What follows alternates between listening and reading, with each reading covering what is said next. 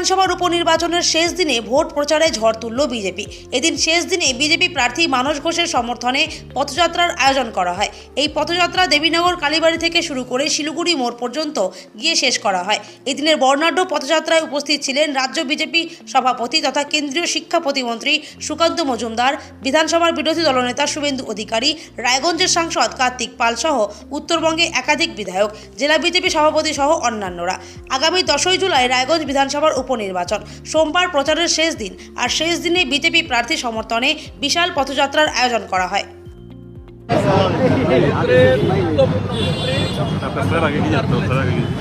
আমি একটা লাইন যোগ করব, পরশুদিন সংস্কৃতির উচ্চস্থান, শিক্ষার জায়গা, কৃষ্টির জায়গা, এই রায়গঞ্জ ভোটের মেশিনে এর জবাব দেবে।